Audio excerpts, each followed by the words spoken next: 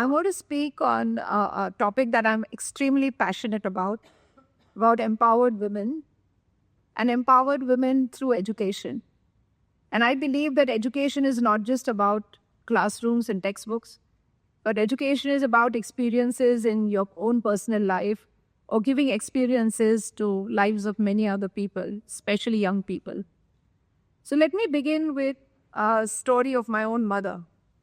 I'm a daughter of an empowered mother. My mother comes from a small town about 200 kilometers away from the city of Pune.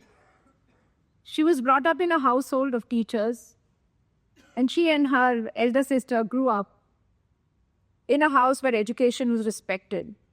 Imagine, she was born in 1942, so imagine in the early 40s, two young daughters being educated beyond high school was unheard of in India.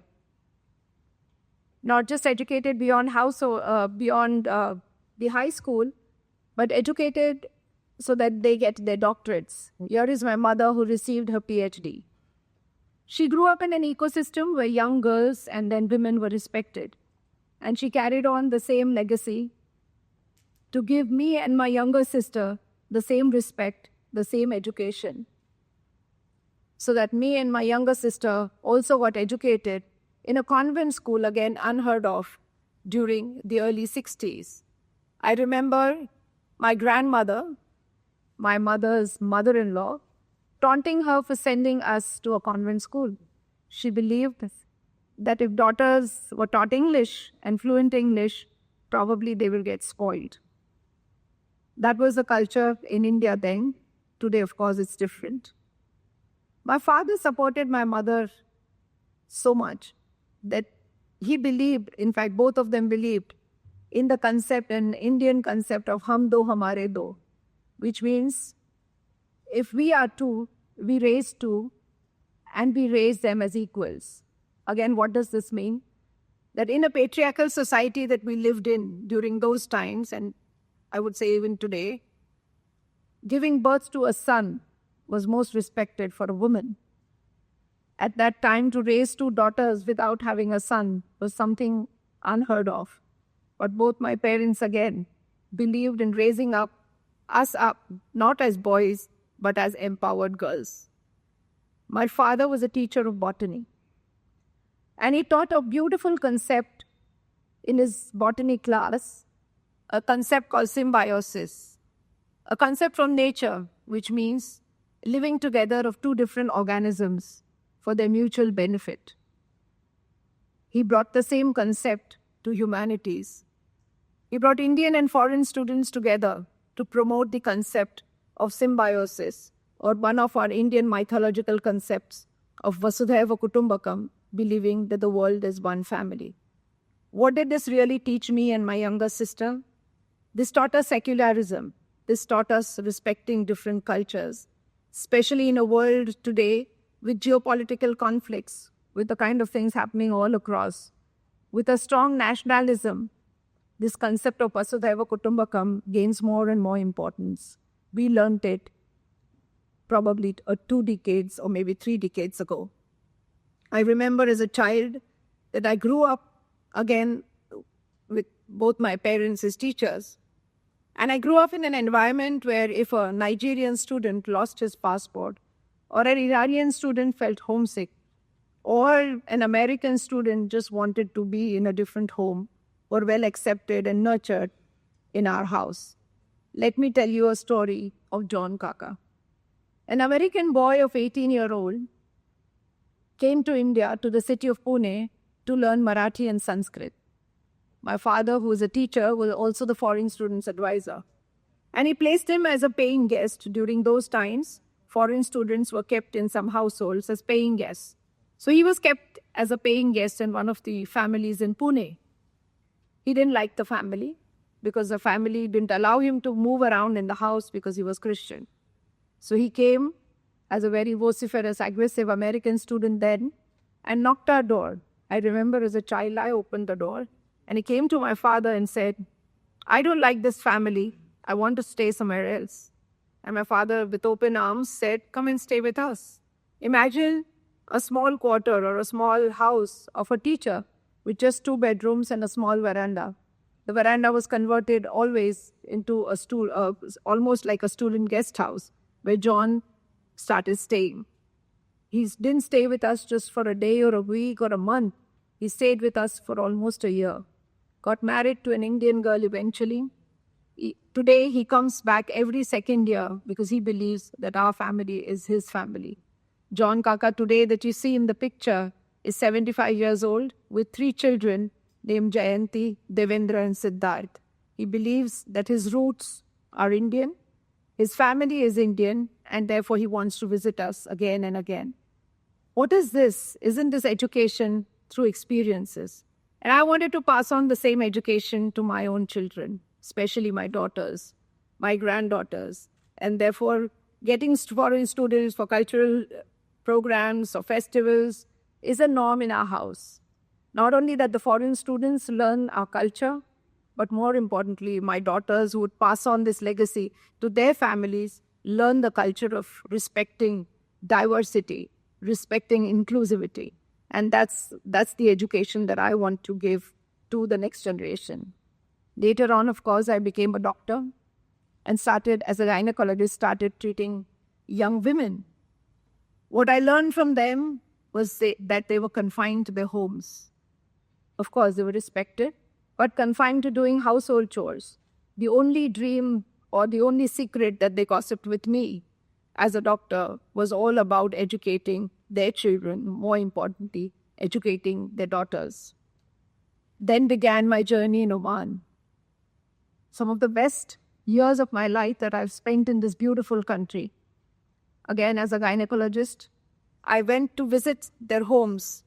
What they told me was that they were respected but not educated. And what they always said was that they would want to educate their children, their daughters. I had also the opportunity to go for a school health program as a doctor. And every time I went to the schools, I saw these young Omani girls with dreams in their eyes, dreams of not just getting a better education, but dreams of doing something different. And it was so palpable as a doctor that I felt really happy. And 2 decades that I come back to Oman, I see these beautiful, wonderful girls, young Omani girls, not just educated, but empowered. Because they were brought up in an ecosystem where their mother wanted to empower them through education. Today, we see Omani girls in almost every sector, shining in banks, in retail, in education, at universities and colleges, and even as scientists.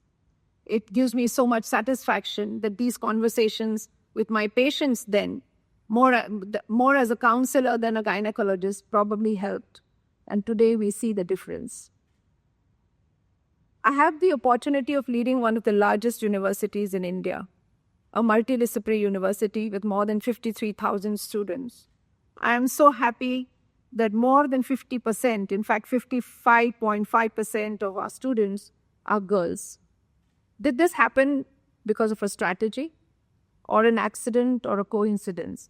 I think this happened because of an ecosystem that we built to nurture and respect women, to respect diversity, to include everyone under our umbrella, and to give safety and security, especially to girls in India. And of course, girls from 85 countries who study with us.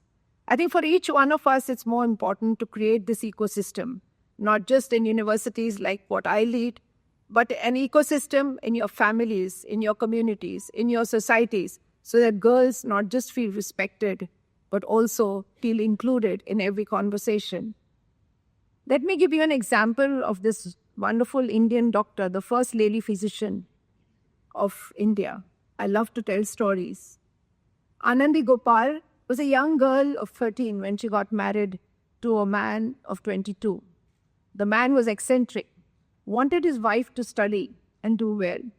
This young girl didn't know what studies were.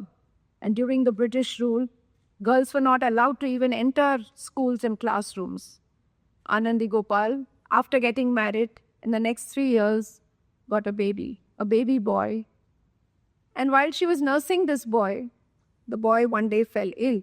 He had high fever. And she was nursing him. And after some time, she felt that this boy is now sleeping. So she put him off to sleep, but the fever hadn't come down. So she called the doctor, and when the doctor came to see this baby, the doctor declared him dead. Anandi was shaken up. A young little child that she felt was sleeping was actually dead. Anandi realized the power of education. She felt that had she studied a little bit of healthcare or medicine, probably she would have been able to do something for her child and give him life. Anandi Gopal started studying and went on to later join the University of Pennsylvania, a women's only medical college, and came back to India, to the same city that I belong to, Pune, and became the first lady physician of India. I think with this great determination, and many of these young girls who have the grit and determination like Anandi, not just study overseas, but study in our country and become educated. Inspired by the story of Anandi Gopal, we set up a medical school exclusively for girls. And let me tell you that the dreams in the eyes of these girls who come from various parts of India, from small villages and towns, is so immense that their contribution to the healthcare system in India and abroad will certainly make a difference. Let me tell you another story. As I said, I love telling stories. We've adopted 35 villages around the university campus. And in one such village, which is a remote village called Katarphat, which doesn't even have a public transport, leave alone a school or a primary healthcare center, there began the story of Renuka. Renuka is a girl from this village, and she walks 10 kilometers away every day to even reach a primary school, and another 15 kilometers to reach a secondary school. Renuka wants to become a doctor. Her parents are laborers at a construction site. She doesn't have money to even go to a coaching class that will help her to pass the medical entrance exam, which many of you would know is a tough entrance exam in India. But Renuka still has dreams to do something in healthcare. When she realizes that the university gives a scholarship to girls, deserving girls from marginalized families, she approaches the university. When she comes to give her interview at the university committee in which I was, we started asking her questions in Marathi about where she comes from, what do her parents do, why does she want a scholarship. I still get goosebumps when I go back in memory and I hear Renuka's words in fluent English. Every question that I asked her in Marathi was answered in fluent English. And I wondered, in a place like Katarphat, a small village very close to Pune, but doesn't have a public transport nor a primary school, how can Renuka speak such fluent English? And when I asked her, how is it that you can speak fluent English? Her answer was fantastic. She said, I borrowed a smartphone from a friend and started learning English on the YouTube. I said, how can you speak grammatically correct English? And how can you be so confident in conversing with us, a member or 3-member committee? And she said that while I learned English on YouTube, I would stand in front of the mirror and keep narrating these sentences. And later I would go to my parents who didn't understand what I said, but I spoke to them in English just to give me the confidence that I can speak in front of anybody. And today I'm standing in front of you, speaking confidently in a language that's is the language of the world. And that's how I will gain confidence. Renuka was given a full scholarship for the nursing program. Today, Renuka is an independent and empowered nurse at one of the leading hospitals in Pune city. And when I ask her, and she comes to meet me frequently, when I ask her what is her dream, she only says that I would like to educate at least 2 girls from my same village so that they get empowered as what I have. There are several such stories of young Indian women and girls across from rural India, from urban India, who have transformed their lives, and not just their lives, but lives of their families and communities through education. As Jawaharlal Nehru, a former Indian Prime Minister, said, if you educate a man, you educate an individual. If you educate a woman, you educate a whole family. To further that, I add, don't just change her life, but you change generations. Education, as I said earlier, is not just about literacy. It's about confidence. It's about breaking barriers. It's about giving women a voice. And let us today resolve that all of us build communities and societies and ecosystems and universities and schools and in our families, build an ecosystem of inclusivity, build an ecosystem of giving voice to our young girls, our daughters, our granddaughters, so that the society changes. Thank you.